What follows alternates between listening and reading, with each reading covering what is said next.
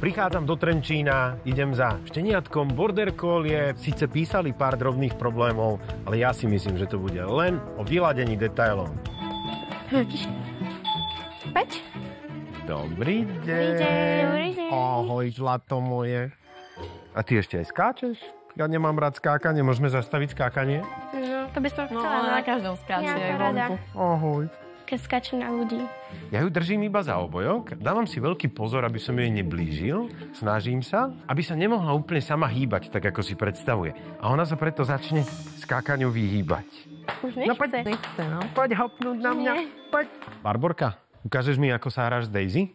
No, tak sa s ňou blázni, ako to zvykneš, Tak to sa s ňou blázniš, ako havo s havom? Toto ja by som zastavoval u Barborky, lebo ju hrízne raz. Tvár na tvár, nemá logiku dieťa s obsom, akože vo všeobecnosti, nehovoriac o hygiene. Buďte tá, ktorá bude robiť toho rozhodovača, lebo keď to necháte iba na deti, môže tam prísť problém. Keď ju s máškrtkou trénuje, je to úplne OK, ale to také vešanie sa okolo krku, ťahanie za rôzne časti tela, to sú nebezpečné situácie. Daisy není zvyknutá na to, že má byť v kľude. Ja dávam také zvláštne úlohy. A dievčatám teraz ordinujem telku večer. Ale 20 minút telky takej, že Daisy na vodítko, posadiť sa s ňou na zem, ju tých 20 minút mať pri sebe na tom vodítku, aby nič nerobila. Ešte ťa naučíme, Daisy. Povel, fuj. Takže, máš krta? Fuj. Fuj. Tak je šikovná. A teraz dostane z druhej ruky. Povel, fuj. Trénujeme s pamlskami takto. Takto naučený funguje na akúkoľvek vec, ktorá sa mi nepáči, že ju pes robí. Začne hrísť mačacie vodítko a ja do toho vrazím pamlsok a poviem fuj. Kde Daisy spáva? U mňa v izbe. Tak ja to chcem vidieť. Jej, klietka. Perfektné. Áno. Super. Spáva v nej? Chodí tam rada, áno. Chodí tam nie, rada? že tam cez noc spáva, ale občas tam ide. Ona potrebuje mať jedno miesto, kde spáva. Každý deň aspoň 2 hodiny, zavretá.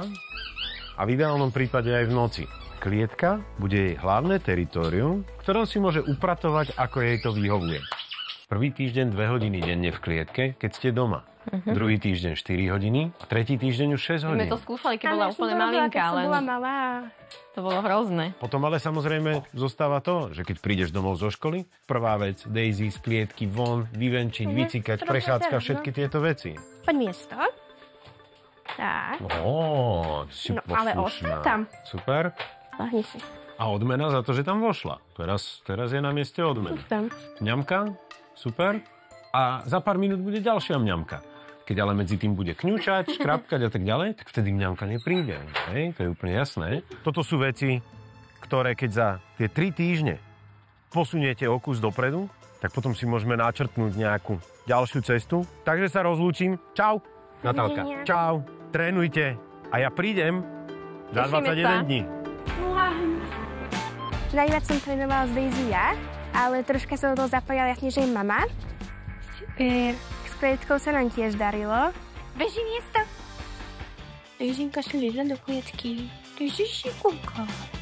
Barborka teraz už si to tiež uvedomila, že to nemá robiť a už sa to stávalo menej často. Keď prídeme domov, tak už na nás neskočí. Po týchto 3 týždňoch je teraz Daisy určite poslušnejšia.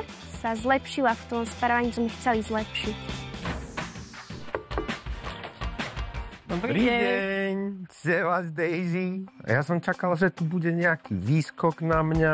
No, ona už je opatrná, ona už vie, že to nemôže robiť. Toto je vončo. Takto vítať návštevy, to je to pravé orechové. Tak, mamina, povel fuj. Funguje?